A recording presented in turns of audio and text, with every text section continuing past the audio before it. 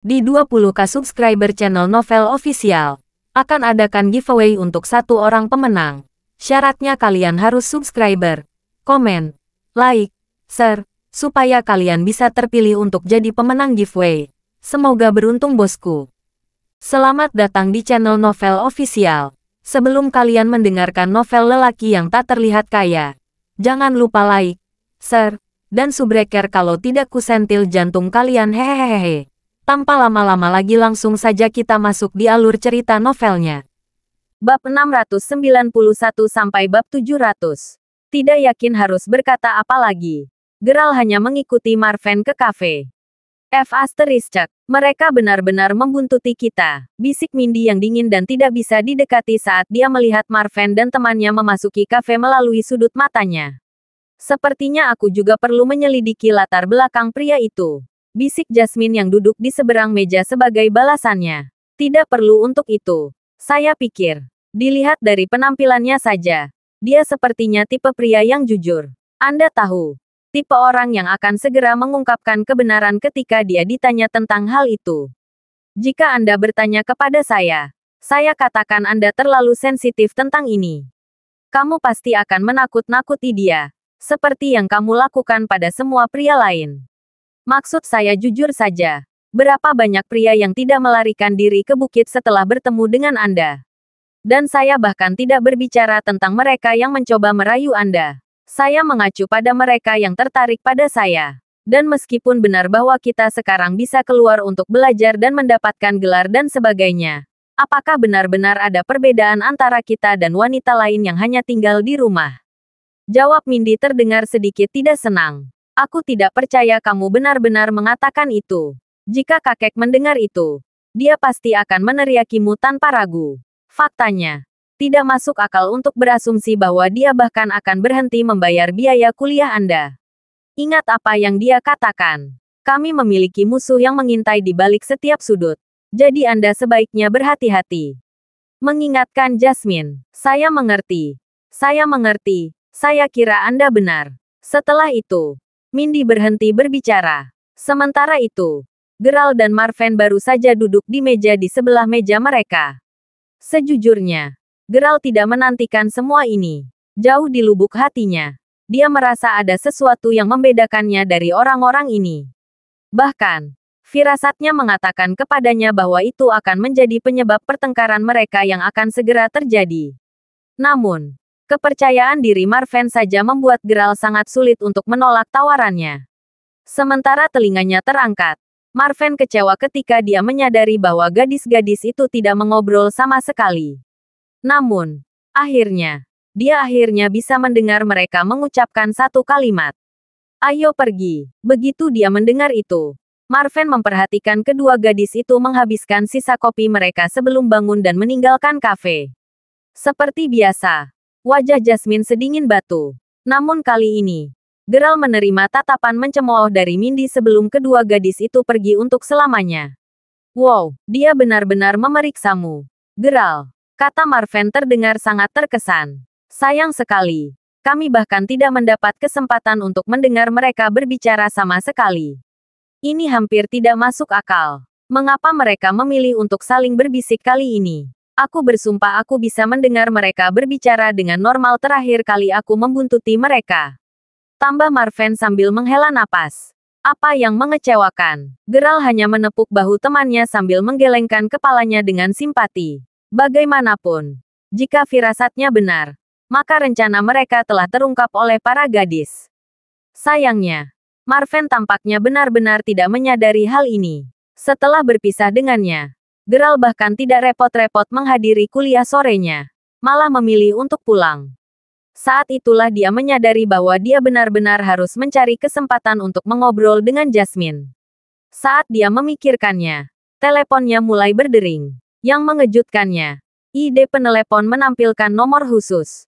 Itu adalah telepon dari duo Drake dan Tyson. Karena mereka jarang meneleponnya kecuali benar-benar darurat, Geralt segera mengangkat telepon itu. Apa itu? Bapak, Crawford, Anda harus kembali ke rumah sekarang juga. Beberapa orang telah membuntutimu dan aku hanya bisa berasumsi bahwa mereka telah mengetahui identitas aslimu. Jawab Drake. Terdengar agak mendesak. Hah, setelah mendengar itu, Geralt perlahan mencoba melihat ke belakang tanpa membuatnya terlalu jelas. Namun, yang bisa dia lihat hanyalah jalan yang ramai. Lagi pula dia masih di kampus. Jadi pemandangan seperti ini sudah biasa. Duo Drake dan Tyson dapat mengetahui bahwa dia sedang dibuntuti melalui penggunaan alat pengaman yang sangat canggih yang selalu dibawa Geralt.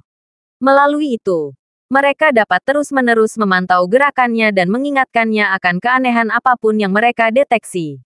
Saya telah mengirim beberapa orang. Mer. Crawford, tolong jangan berlama-lama di luar lebih lama lagi. Roger, jawab Geralt sebelum menutup telepon. Dia kemudian segera memanggil taksi untuk pulang.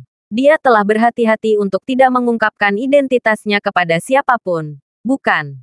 Siapa yang bisa membuntutinya? Kakak laki-laki. Anak itu menyelinap pergi. Suara itu berasal dari seorang pemuda yang merupakan bagian dari kelompok yang terdiri dari orang-orang yang berusia sama.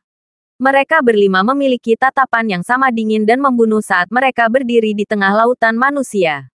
Kenapa kalian semua masih berdiri di sana? Kejar dia, teriak salah satu pemuda yang tampaknya menjadi pemimpin kelompok itu. Namun, bahkan sebelum mereka bisa melakukan langkah selanjutnya, kelompok 5 menyadari bahwa mereka telah dikepung.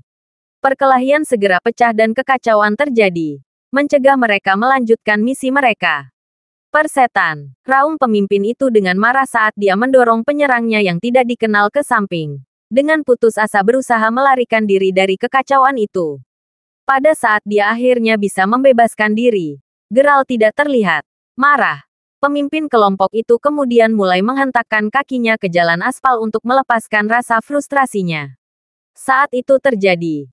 Di dalam rumah yang tersembunyi dari pandangan publik, sekelompok remaja mendekati kepala pelayan sebelum salah satu dari mereka bertanya, "Di mana Nyonya Muda?" "Dia di dojo," jawab kepala pelayan. Setelah pertanyaan mereka dijawab, kelompok 12 kemudian mulai berjalan ke sana. Sementara itu, Jasmine sibuk berdebat dengan orang lain di dojo. Rambutnya diikat ekor kuda dan dia mengenakan jubah seni bela diri yang putih bersih. Lawannya adalah 7 pemuda yang biasanya menjalankan misi bersama dengan 5 orang lainnya yang dikirim untuk mengejar Geralt. Meskipun dia jelas kalah jumlah, Jasmine masih yang melakukan sebagian besar pemukulan. Mindy juga ada di sana. Meskipun dia hanya mengunyah keripik kentang sambil sesekali menyemangati Jasmine sambil terus meninju lawannya. Kamu semakin mahir dalam hal ini, Nyonya Muda. Menilai dari seberapa cepat kemajuan Anda. Segera, saya tidak berpikir bahwa saya bahkan akan memiliki sesuatu lagi untuk diajarkan kepada Anda. Kata tuannya yang telah mengamati sparnya sejak awal. Begitu kalimat master berakhir, kelompok 12 dari sebelumnya tiba di dojo. Setelah melihat Jasmine, ke-12 dari mereka membungkuk serempak. Semua anak muda dalam selusin itu adalah juara dunia taekwondo dan karate yang terkenal. Mereka semua adalah Tuan Jasmine juga. Hah, kamu terlalu rendah hati. Adapun kalian bertujuh, silakan dan istirahat dulu. Kamu cukup kuat, bukan? Meskipun kalah jumlah, Anda masih berhasil menjadi yang teratas. Saya berharap saya sekuat Anda. Seru Mindy. Yah. Aku memang mencoba membuatmu belajar denganku. Seperti biasa. Bagaimanapun, kamu terlalu malas untuk mencoba sejak awal. Jawab Jasmine dengan senyum masam. Tapi tentu saja saya tidak akan berlatih seperti Anda. Lagi pula, aku pikir aku lebih cocok menjadi gadis kecil yang pendiam dan polos. Plus, itu tidak seperti saya memiliki tingkat stamina Anda. Tetap saja. Agak lucu bagaimana Anda terlihat seperti gadis tak berdaya dalam kesusahan ketika orang-orang dari sebelumnya hampir tidak bisa menyentuh Anda. Itu mengingatkan saya pada bagaimana Anda menghancurkan bagian bawah siswa itu saat itu. Kata Mindy di sela-sela tawa. Hei, mereka memintanya. Sudah cukup. Aku tidak ingin membicarakan itu lagi. Saat Mindy terus tersenyum, dia menoleh untuk melihat 5 pemuda yang baru saja memasuki dojo dan sekarang berdiri di sisi ring. Apa masalahnya? Dia bertanya. Nyonya Muda, kita telah gagal dalam misi kita. Mengumumkan pemimpin kelompok. Gagal. Ya, saya tidak bisa mengatakan bahwa saya terkejut. Berapa banyak misi yang berhasil diselesaikan oleh kalian berdua hingga saat ini? Jawab Jasmine saat dia melihat 7 orang lain yang dia lawan sebelumnya. Kami memiliki alasan kuat mengapa kami gagal kali ini. Saat kami mengejarnya, sekelompok pria menyerang kami. Pada saat kami akhirnya berhasil melarikan diri dari kekacauan, target sudah pergi dengan taksi. Jelas pemuda itu dengan suara yang agak putus asa. Hahaha, tidak apa-apa. Sejujurnya, saya berharap Anda semua akan gagal. Jasmine juga. Saya benar-benar berpikir Anda terlalu memikirkan. Ini, saya beritahu Anda. Pria itu hanyalah teman Marven. Mereka mungkin hanya menemukan Anda sangat menarik, jadi saya tidak melihat alasan bagi Anda untuk menjadi Sherlock penuh padanya. Selain itu, aku juga ingin berbicara dengan Marven. Jangan berani-beraninya atau aku memberitahu kakek bahwa kamu terus berbicara dengan orang luar secara acak. Anda pasti akan dihukum begitu itu terjadi. Teriak Jasmine marah. Baiklah. Baiklah. Aku hanya bercanda. Oke. Jawab Mindy. Bagaimanapun. Untuk saat ini, kalian harus membiarkan masalah ini selesai. Belum perlu membuat keributan tentang ini. Jawab Yasmin. Dimengerti. Nyonya muda, mengerucutkan bibirnya. Mindy kemudian berjalan ke tempat sampah untuk membuang kantong keripik kentangnya yang setengah jadi. Melihat ini, Jasmine hanya menggelengkan kepalanya saat dia mendekati gadis yang merajuk. Apa masalahnya? Apakah kamu benar-benar marah hanya karena aku meneriakimu? Tidak. Aku hanya sedikit frustrasi. Kenapa aku tidak bisa seperti orang lain? Cerpe ini sudah berlangsung sejak kita masih anak-anak. Kenapa? Kata Mindy saat air mata mulai mengalir di matanya. Ketika dia mendengar kata-kata Mindy, ekspresi Jasmine langsung menjadi gelap saat dia teringat masa kecil mereka. Gagal. Ya, saya tidak bisa mengatakan bahwa saya terkejut. Berapa banyak misi yang berhasil diselesaikan oleh kalian berdua hingga saat ini? Jawab Jasmine saat dia melihat 7 orang lain yang dia lawan sebelumnya. Kami memiliki alasan kuat mengapa kami gagal kali ini. Saat kami mengejarnya, sekelompok pria menyerang kami. Pada saat kami akhirnya berhasil melarikan diri dari kekacauan, target sudah pergi dengan taksi. Jelas pemuda itu dengan suara yang agak putus asa. Hahaha, tidak apa-apa. Sejujurnya, saya berharap Anda semua akan gagal. Jasmine juga. Saya benar-benar berpikir Anda terlalu memikirkan. Ini, saya beritahu Anda.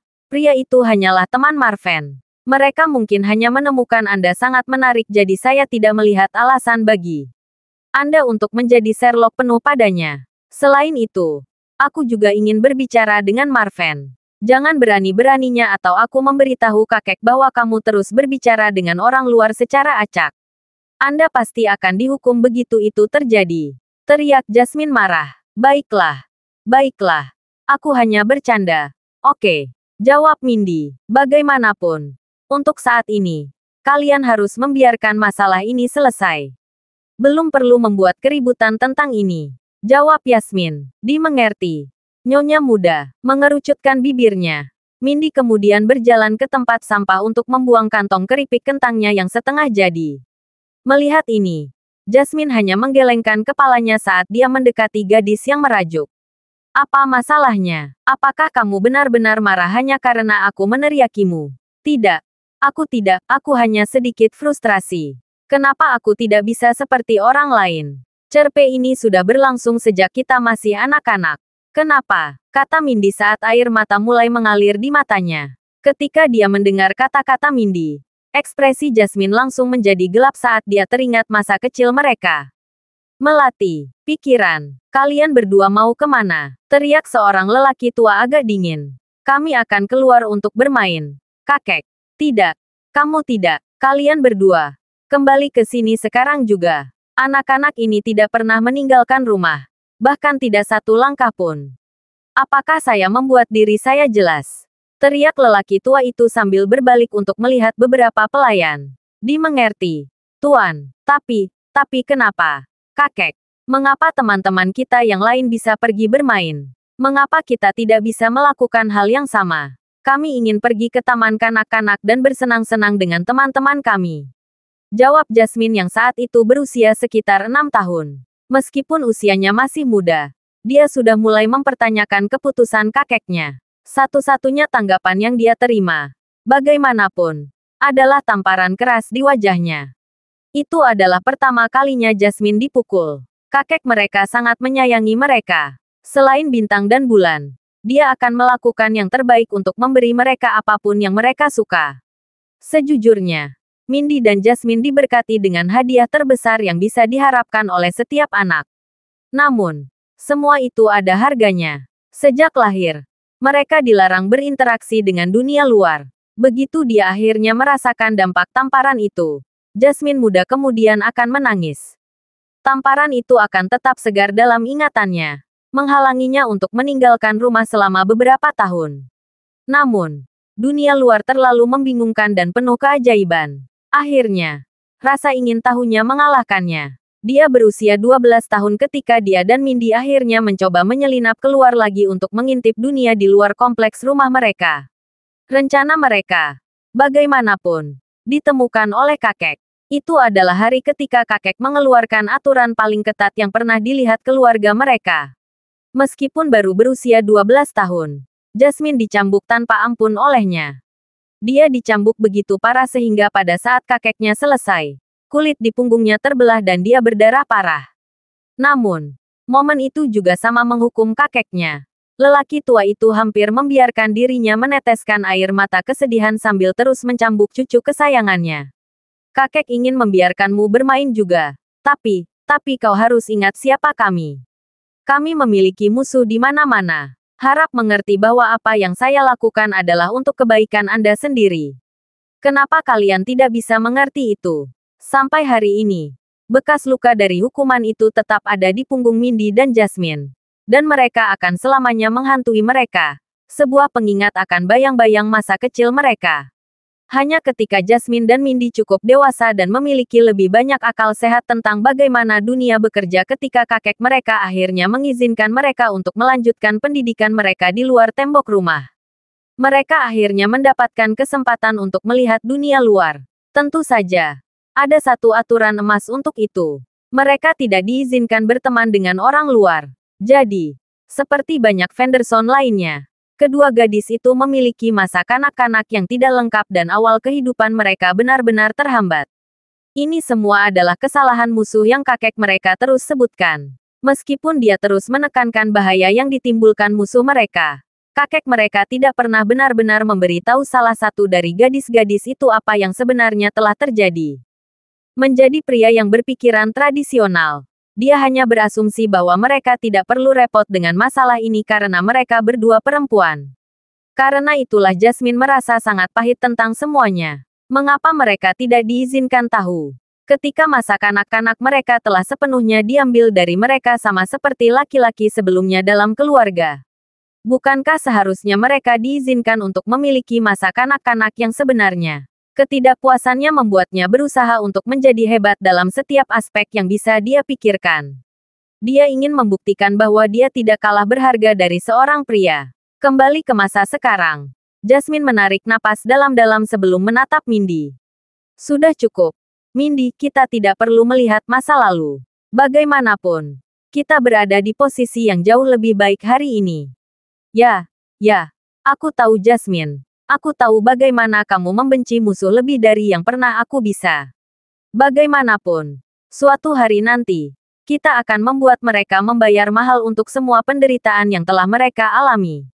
Teriak Mindy tegas. Kami pasti akan melakukannya. Meskipun kakek masih tidak mau memberitahu kami kebenaran tentang musuh, kami sudah mempersiapkan hari itu sejak lama. Hari itu pasti akan segera datang. Jawab Jasmine sambil menepuk bahu Mindy. Keesokan harinya, Geralt tiba di kelasnya hanya untuk menemukan bahwa Isabel adalah orang pertama yang akan dia lihat.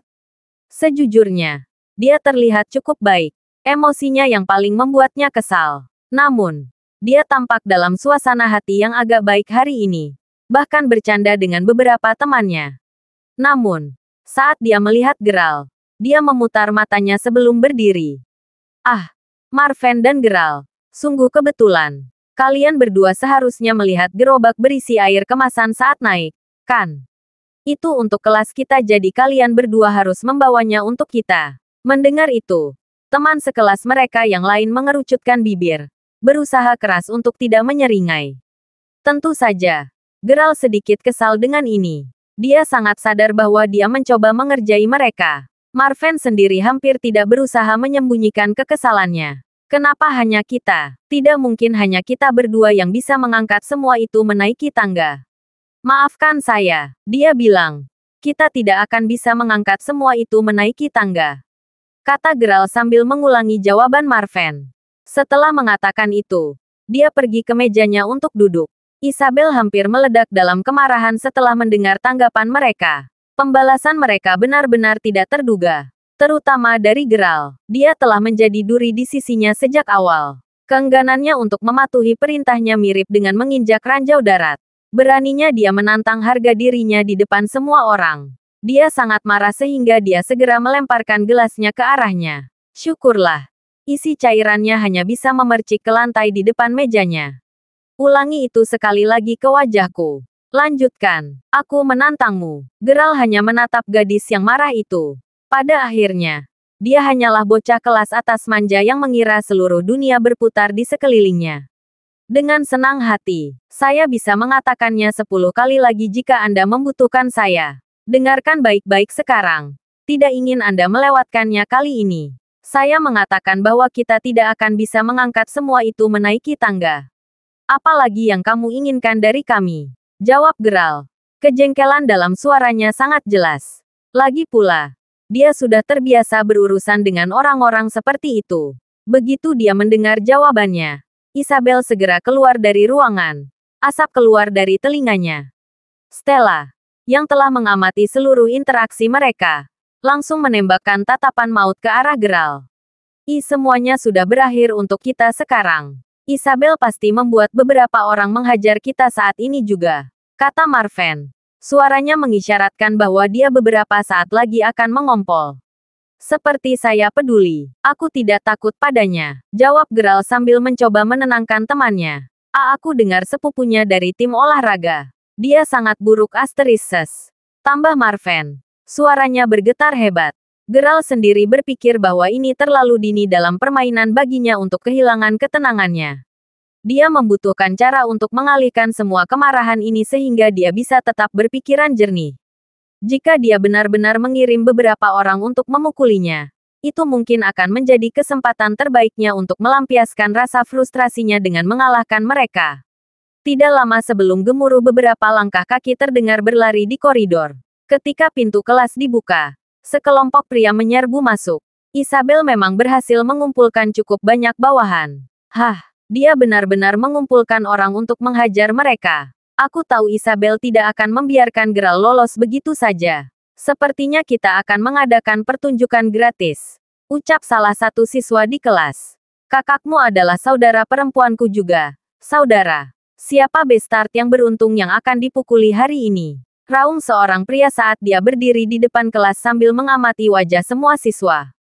Dia sepertinya sedang berbicara dengan saudara laki-laki Isabel yang melangkah di depan kelompok pada saat itu. Kakaknya tampaknya menjadi pemimpin kelompok itu. Ya ampun.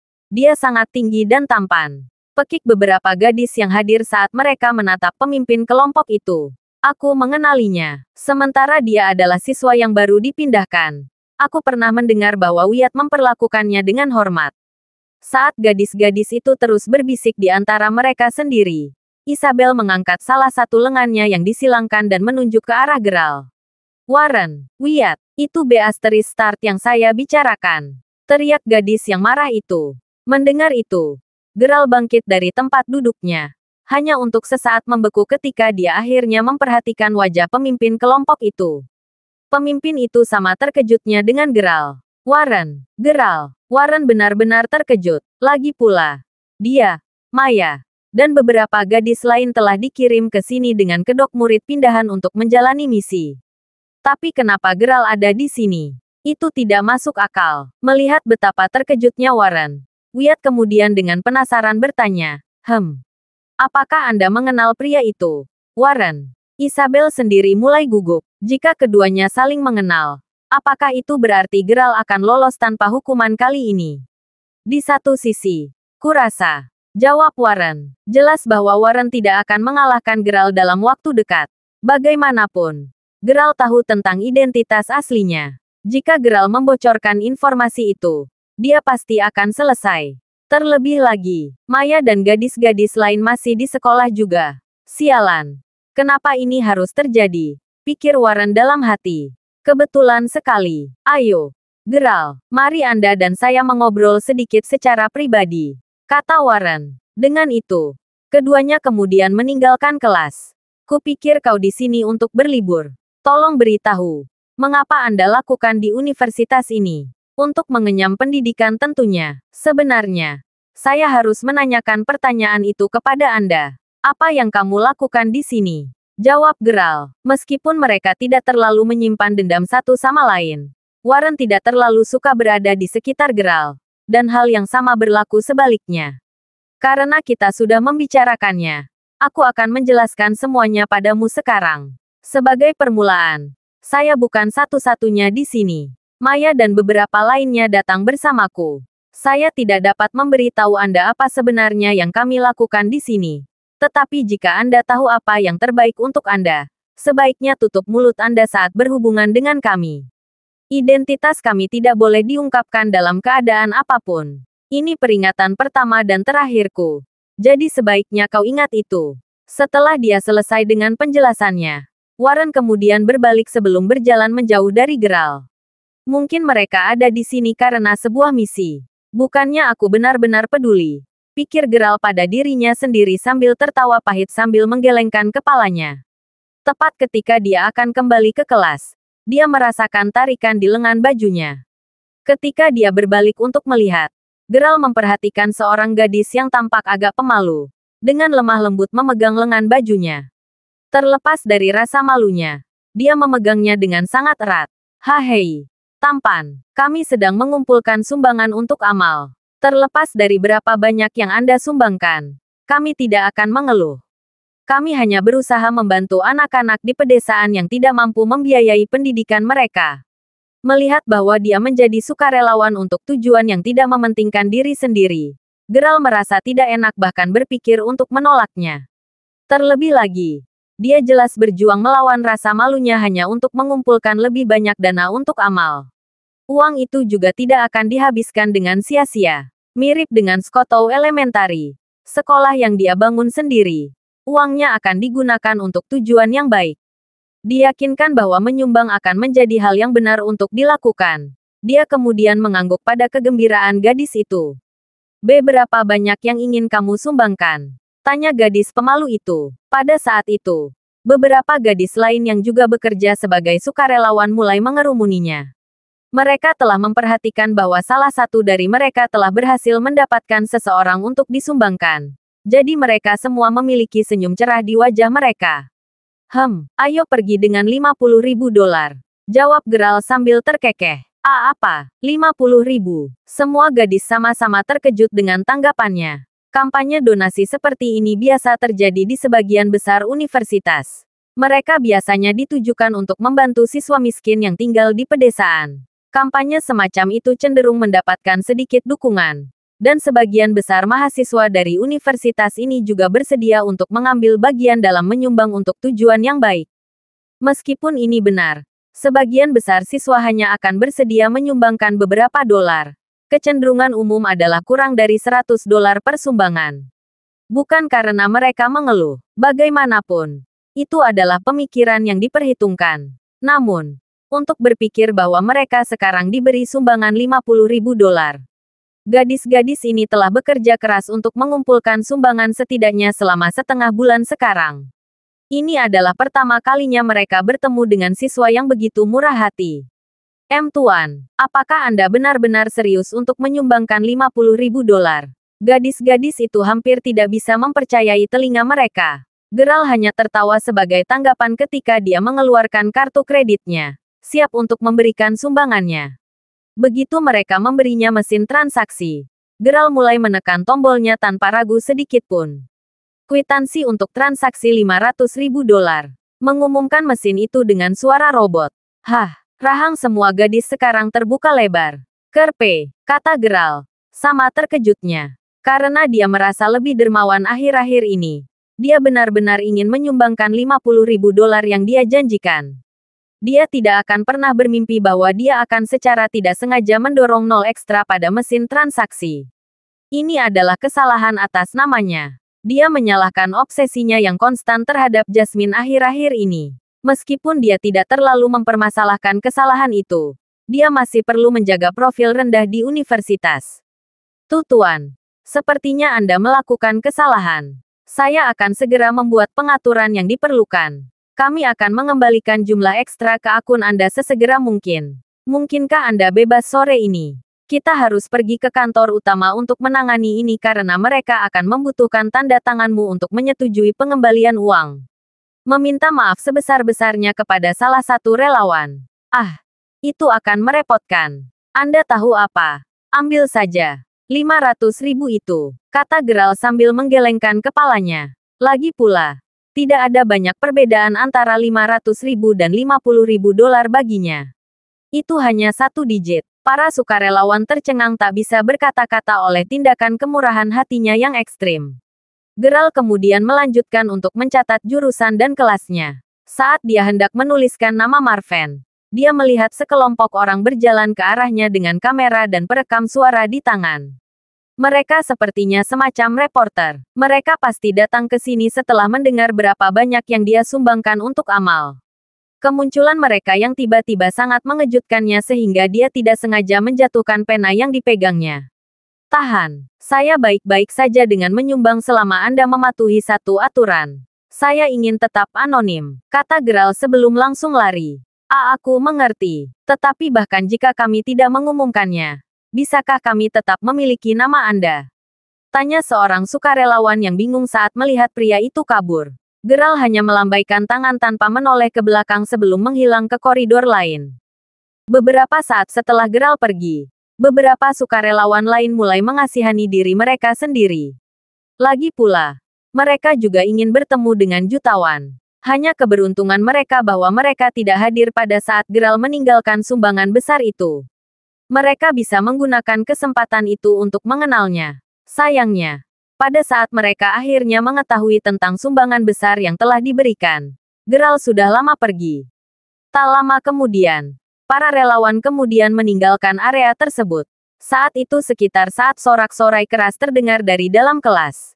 Luar biasa, Stella menyumbangkan 4.500 dolar untuk amal hari ini. Seru beberapa teman sekelasnya dengan gembira. Stella sebelumnya memperhatikan bahwa ada kampanye donasi yang sedang berlangsung ketika dia tiba di universitas. Melihat tidak ada salahnya menyumbang untuk suatu tujuan, dia melakukan hal itu. Sementara jumlah yang disumbangkan tidak berarti apa-apa baginya dan dia tidak benar-benar tidak bermaksud untuk mengangkat topik tersebut saat mereka mengobrol. Keseleo lidahnya menyebabkan sahabatnya mendengar tentang jumlah besar yang telah dia sumbangkan. Informasi itu kemudian menyebar seperti api di antara teman-teman sekelasnya dan tidak lama kemudian seluruh kelas terkejut. Reaksi mereka sangat beralasan. Bagaimanapun, dia adalah seorang mahasiswa seperti mereka. Namun dia memiliki kemampuan untuk menyumbangkan 4.500 dolar. Terlebih lagi, mayoritas siswa menyumbang sangat sedikit atau tidak memberikan dukungan untuk amal sama sekali. Terlepas dari reaksi mereka, itu benar-benar bukan masalah besar bagi Stella. Omong-omong, bukankah Fabian mengatakan bahwa dia akan datang ke sekolah hari ini? Kenapa dia belum datang? Dia baru saja kembali dari kejuaraan taekwondo dan dia mendapat tempat kedua loh. Kata Isabel sambil melirik ke pintu masuk kelas. Oh, bersabarlah sedikit. Menggoda Stella. Bagaimana saya bisa? Jika dia tidak segera datang, orang lain akan mulai berpikir bahwa dia keren atau semacamnya. Jawab Isabel sambil melihat ke arah Gerald. Begitu dia mengatakan itu, pintu kelas terbuka. Saudara Fabian. Fabian ada di sini. Saat mereka melihatnya, hampir semua siswa di kelas mulai mengumumkan kehadirannya dengan gembira. Saudara Fabian, apa yang membuatmu begitu lama? Kelas akan segera dimulai, kata Isabel sambil berdiri saat dia juga berteriak kegirangan. Ya, saya hanya sedikit terlambat karena saya terjebak oleh beberapa wanita yang mencoba mendapatkan sumbangan untuk amal di lantai bawah. Jawab Fabian sambil menggelengkan kepalanya sambil tersenyum. Melihat Gerald sekarang duduk di tempat biasanya dia duduk, dia lalu pindah duduk di samping Isabel. Oh, kamu menyumbang juga, Fabian? Tanya Stella sambil menyeringai. Fabian hanya mengangguk sebagai jawaban. Tidak hanya tinggi, kurus, dan cukup tampan. Fabian juga orang terkaya di kelas. Terlebih lagi, dia juga pandai olahraga. Bukan misteri mengapa dia mendapat begitu banyak perhatian dari teman-teman sekelasnya. Berapa banyak yang kamu sumbangkan, Fabian? Rumor mengatakan bahwa orang yang menyumbang paling banyak akan diundang untuk menunjukkan wajah mereka selama acara penghargaan donor sore ini. Kata Stella dengan kagum. Saya tidak menyumbang banyak. Ditambah lagi, aku tidak terlalu tertarik dengan acara seperti itu. Jawab Fabian sambil menggelengkan kepalanya. Mengapa orang-orang bahkan peduli dengan peristiwa seperti itu? Oh, ayolah. Jangan biarkan kami menggantung begitu saja. Saudara Fabian. Berapa tepatnya yang disumbangkan? Mengganggu teman-teman sekelasnya. Itu hanya $15.000, jawab Fabian yang tidak melihat pilihan lain selain mengatakan yang sebenarnya. Setelah mendengar jawabannya, keheningan segera terjadi. Keheningan tidak berlangsung lama. Bagaimanapun, karena teriakan dan sorak-sorai segera memenuhi seluruh ruangan. $15.000. Oleh Tuhan, kamu menyumbangkan $15.000, Saudara Fabian. Teriak beberapa gadis serempak. Tentu saja mereka akan terkejut dengan sumbangan besar itu. Stella sendiri sangat senang sehingga dia bahkan tidak bisa mengatakan apapun untuk sesaat. Kakak Fabian, itu luar biasa. Kami sangat mencintaimu, seru Stella ketika dia akhirnya berhasil menemukan suaranya lagi. Seluruh ruang kelas masih linglung setelah semua kegembiraan itu. Berita itu jelas sampai ke telinga dosen kelas mereka juga. Karena Stella dan Fabian mendapatkan penghargaan dan keduanya berada di kelasnya. Itu berarti bahkan dia akan menjadi terkenal. Pengumuman segera datang, yang menyatakan bahwa semua orang dari program gelar perlu menghadiri acara penghargaan donor. Acara semacam itu menjadi masalah besar di kampus karena hanya beberapa acara lain seperti hari olahraga yang memberi kesempatan kepada siswa untuk meningkatkan popularitas mereka. Setelah mendengar itu, teman sekelas duo itu semuanya setuju. Lagi pula, bagaimana mereka tidak bisa setelah mengetahui bahwa dua teman sekelas mereka akan segera menjadi terkenal. Itu setelah istirahat makan siang singkat ketika semua orang dari program gelar mulai menuju ke aula sekolah. Geral, bagaimanapun, mulai menuju kelas mereka sebagai gantinya. Apakah kamu tidak menghadiri acara itu? Geral, tanya Marven. Aku tidak, jawab Geral. Dia telah menghadiri banyak acara seperti ini di masa lalu. Ini tidak ada yang istimewa baginya. Baginya, tindakan menyumbang hanyalah cara untuk mengungkapkan cinta dan kepedulian terhadap orang lain. Karena dia sudah melakukan itu melalui donasinya, dia tidak merasa perlu menghadiri acara seperti itu bersama yang lain. Tapi Geral, lihat, kedua dewi juga hadir, kata Marven sambil menunjuk ke arah pintu masuk aula sekolah. Sambil menyipitkan matanya, Geral menyadari bahwa dia benar. Ayo, kita pergi saja. Karena semua orang pergi, kita tidak akan terlihat baik jika kita memilih untuk tidak hadir, kan? Tambah Marven, kurasa. Baiklah kalau begitu, jawab Geral sambil menggelengkan kepalanya tanpa daya. Marven ada benarnya. Tidak ada gunanya baginya untuk dilihat sebagai orang aneh. Lagi pula, dia masih harus bergaul dengan para siswa di sana cukup lama. Jadi, Geral akhirnya mengikuti Marven ke aula. Begitu mereka berada di dalam, mereka melihat kedua gadis itu duduk sendirian di baris terakhir, bersikap rendah hati seperti biasanya. Tidak ada yang berani duduk jauh di dekat mereka. Lebih memilih untuk berdiri daripada melakukannya. Sialan.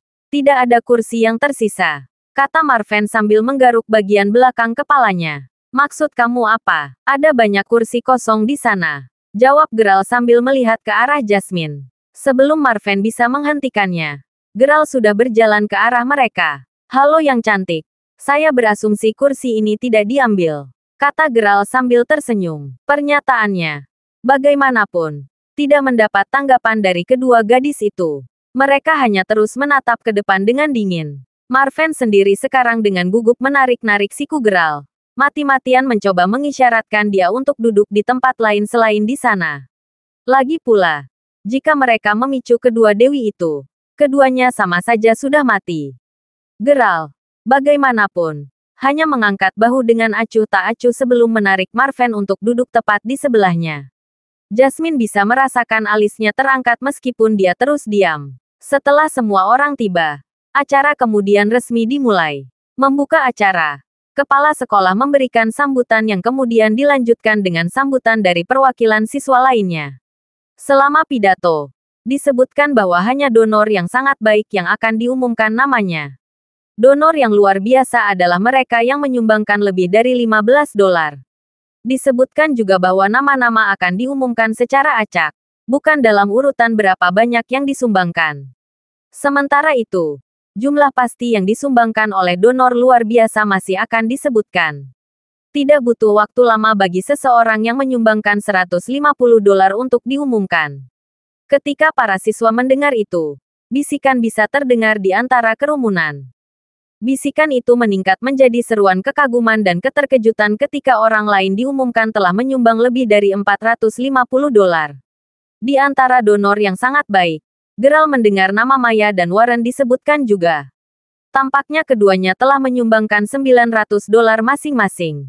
Tentu saja, ini menimbulkan sensasi di antara para siswa ketika mereka mendengar jumlah sumbangan yang begitu tinggi.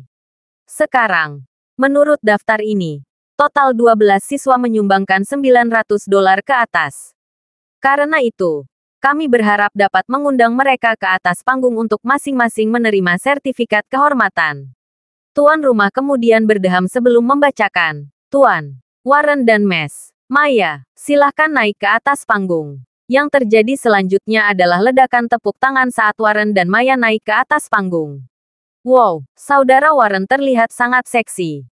Pernyataan itu datang dari Isabel yang saat ini sedang bertepuk tangan keras saat melihat Warren naik ke atas panggung.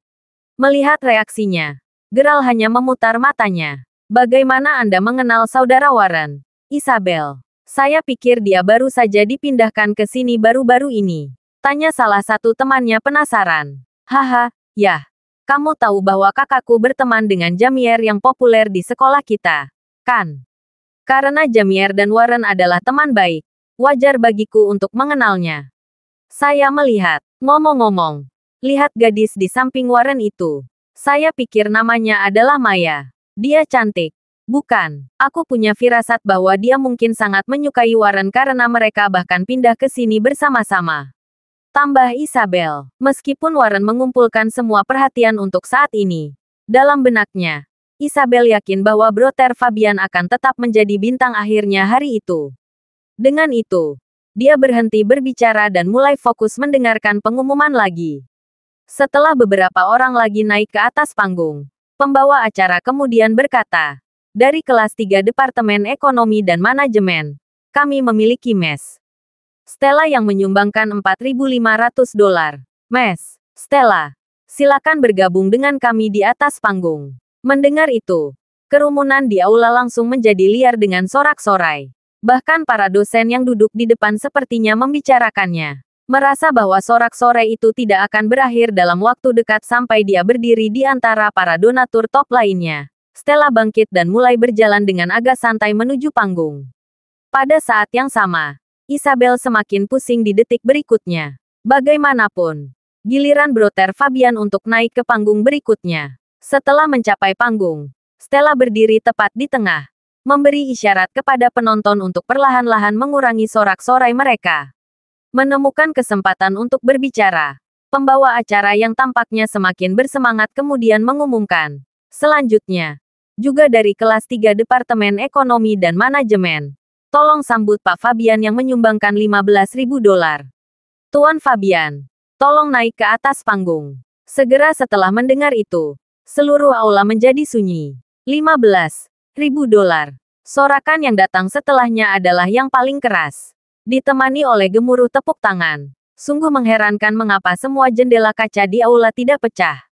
Gendang telinga semua orang berdering dari semua kebisingan. Lagi pula, seseorang telah menyumbangkan $15.000. Tentu saja itu akan membuat orang banyak bersemangat. Ya Tuhan, itu banyak. Tentu saja, ini Fabian yang sedang kita bicarakan. Saya tahu bahwa Fabian kaya. Tetapi demi Tuhan, $15.000 adalah sesuatu yang lain. Pada saat itu, beberapa orang dari kerumunan berseru kagum. Isabel sendiri sedang menggoyang-goyangkan siku Fabian. Terlihat jauh lebih bersemangat daripada Fabian. Saudara Fabian, Saudara Fabian, namamu telah diumumkan. Melihat reaksi semua orang, Fabian hanya menggelengkan kepalanya sambil tersenyum tak berdaya. Ini hanya $15.000. Apakah sejujurnya ada kebutuhan bagi semua orang untuk menemukan itu begitu mengejutkan? Memasukkan kedua tangannya ke sakunya, Fabian kemudian mulai berjalan menuju panggung saat para gadis terus berteriak kegirangan padanya. Begitu dia berada di atas panggung, pembawa acara kemudian mengumumkan 2 donasi besar-besaran lagi. 2 gadis dari kelas 4 telah menyumbangkan masing-masing $23.000. Namun, pembawa acara tidak menyebutkan salah satu nama mereka, juga tidak mengundang mereka ke atas panggung. Meski begitu, semua orang sudah tahu siapa pendonornya. Dan semua orang di aula bergantian mengintip 2 gadis yang duduk di barisan terakhir. Mereka semua sadar betul bahwa Jasmine dan Mandy adalah pendonornya. Meskipun sumbangan mereka jelas lebih unggul daripada sumbangan Fabian, keributan yang terjadi tidak sebesar sumbangannya. Lagi pula, semua orang di Universitas Salford tahu betapa kayanya mereka. Terlebih lagi, mereka telah membuat beberapa kontribusi di masa lalu juga. Sementara penyertaan sumbangan mereka telah kehilangan faktor kejutan mereka, tepuk tangan masih diberikan karena mereka masih berkontribusi untuk tujuan yang baik. Namun, ketika sampai pada siswa ke-12, tuan rumah tampaknya bingung. Nah, ini yang baru. Sementara siswa ini menyumbang paling banyak kali ini. Dia hanya menuliskan kelasnya dan dari departemen mana dia berasal. Karena dia tidak mau memberikan namanya, kami hanya harus menghormati keputusannya untuk tetap anonim. Terlepas dari itu, saya berharap semua orang memberikan tepuk tangan yang keras begitu saya mengumumkan kelasnya. Hah, dari kelas mana dia berasal? Berapa banyak yang dia sumbangkan? Mengobrol para siswa di antara mereka sendiri dengan rasa ingin tahu. Semua orang menantikan pengumuman terakhir, terutama Fabian, Stella, Maya, dan Warren saat mereka saling bertukar pandang di atas panggung untuk mengantisipasi. Juga dari kelas 3 Departemen Ekonomi dan Manajemen, donatur teratas menyumbangkan total $500.000. Teriak tuan rumah dengan penuh semangat. Tanggapan siswa terhadap pengumuman itu adalah raungan yang luar biasa dari keterkejutan dan kekaguman. $500.000 untuk berpikir bahwa mereka telah menganggap sumbangan $15.000 Fabian sebagai yang berlebihan. Bahkan setelah menambahkan apa yang telah disumbangkan oleh kedua dewi, jumlah total mereka masih tidak dapat mengalahkan jumlah uang tunai yang diberikan oleh donor teratas untuk amal. $500.000 dalam uang tunai yang dingin. Jumlah itu dapat dengan mudah mencapai langit-langit aula. Para siswa juga bukan satu-satunya yang kagum. Bahkan para pemimpin dan dosen sekolah bangkit dari tempat duduk mereka, bertepuk tangan dengan sangat terkejut atas jumlah yang sangat besar itu. Sementara semua ini terjadi, Warren dan Maya sibuk mengintip Fabian dan Stella. Fabian dan Stella sendiri tampak sangat terkejut. Seseorang dari kelas mereka telah menyumbangkan $500.000. Apakah kamu mendengar itu, Isabel? Donatur teratas berasal dari kelas kami. Teriak beberapa teman sekelas Isabel. Aku melakukannya. Tapi siapa yang melakukannya? Jawab Isabel dalam kegembiraannya. $500.000. Itu bukan jumlah yang kecil. Bahkan untuk keluarga yang lebih kaya. Saat kegembiraan di aula terus tumbuh, Jasmine dan Mandy mendapati diri mereka saling memandang. Sementara keduanya jarang berbicara sepatah kata pun kepada siswa lain di sekolah. Baik itu selama kelas reguler atau serikat pekerja. Mereka tahu latar belakang sebagian besar teman sekelas mereka dengan sangat baik. Ambil Marvin Watley misalnya. Meskipun kedua belah pihak belum pernah berbicara satu sama lain sebelumnya, kedua gadis itu melihatnya sebagai teman sekelas dan mereka bahkan telah membantunya beberapa kali di masa lalu. Sementara Marvin tidak menganggap aneh bahwa ayahnya semakin jarang menghadapi masalah meskipun bekerja sebagai pemandu wisata ilegal baru-baru ini. Sejujurnya itu semua berkat intervensi rahasia Jasmine. Itu adalah bukti seberapa baik mereka berdua mengetahui latar belakang teman sekelas mereka.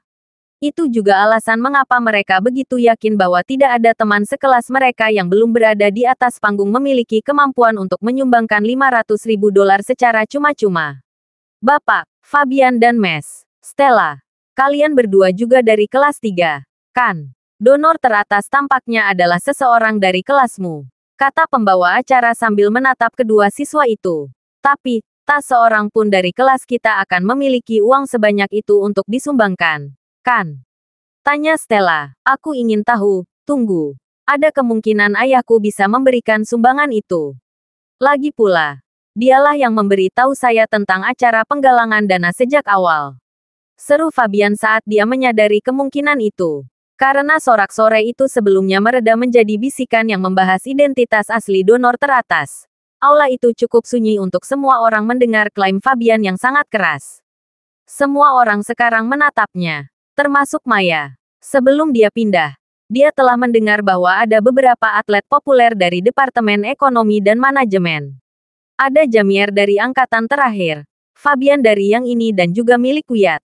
Mereka semua dilahirkan dengan sendok perak. Yah, kenapa kamu tidak menelepon ayahmu untuk memastikannya? Saran Maya. Ya, akan lebih baik untuk mengkonfirmasinya. Lakukan panggilan itu, Fabian, kata beberapa petinggi sekolah juga. Mendengar itu, Fabian kemudian meraih ponselnya dan mulai menelepon ayahnya. Sementara itu, dosen kelas 3 berjalan ke arah mahasiswanya, dengan seringai lebar di wajahnya.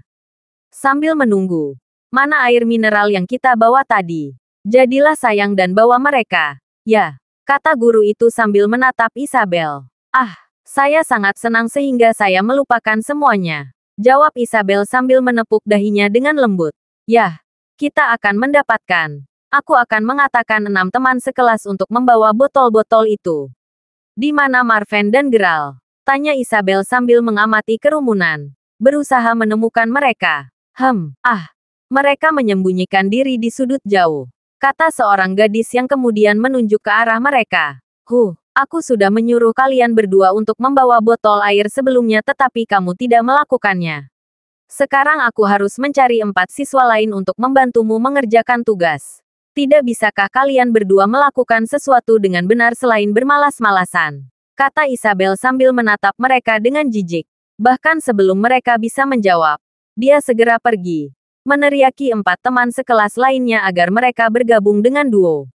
Geralt tidak asing dengan teman sekelas seperti Isabel. Untuk gadis-gadis seperti dia, semua pria lain selain dari orang yang dia sukai tidak akan pernah cukup baik untuknya. Kemudian lagi, sepertinya persetujuannya tidak berarti apa-apa bagi Geralt. Karena dia pasti akan terlihat buruk jika dia tidak mengambil air kali ini. Geralt dan Marven meninggalkan aula.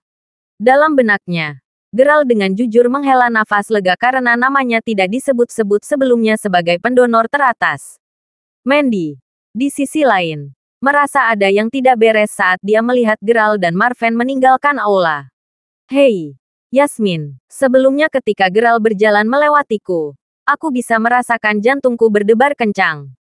Sial, untuk sesaat di sana, aku bahkan mempertimbangkan untuk menginginkan dia tetap di sisiku. Perasaan apa itu? Meskipun kita belum benar-benar mengenalnya, mengapa dia sudah merasa begitu akrab? Bisik Mandy, aku mengerti maksudmu. Meskipun dia berpakaian seperti orang biasa, dia benar-benar tidak merasa seperti itu. Kami juga belum tahu apa-apa tentang latar belakangnya, jawab Jasmine sambil mengangguk. Saat keduanya terus mendiskusikan Geralt, ke-6 anak laki-laki itu sudah membawa botol air kembali ke aula. Mereka juga bertugas membagikan botol air minum kepada pihak sekolah dan beberapa pekerja yang terlibat dalam acara tersebut. Sementara mereka memiliki botol air di tangan begitu mereka tiba di aula lagi. Tidak ada pejabat sekolah atau pekerja yang tampak haus lagi. Itu mungkin karena Fabian masih ada di atas panggung. Isabel sendiri sekarang di atas panggung berdiri tepat di sebelahnya. Meskipun panggilan itu sama sekali tidak ada hubungannya dengan dia. Setelah panggilan akhirnya berakhir, kekecewaan dirasakan di seluruh aula. Uang itu sama sekali bukan disumbangkan oleh ayah Fabian.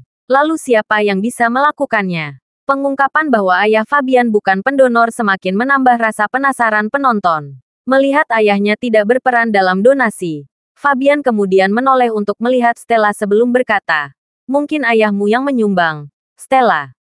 Lagi pula, dia selalu bersemangat dengan acara seperti ini, kan? Stella mengangguk sebelum menjawab. Ya, saya akan menelepon ayah saya sekarang untuk memastikannya.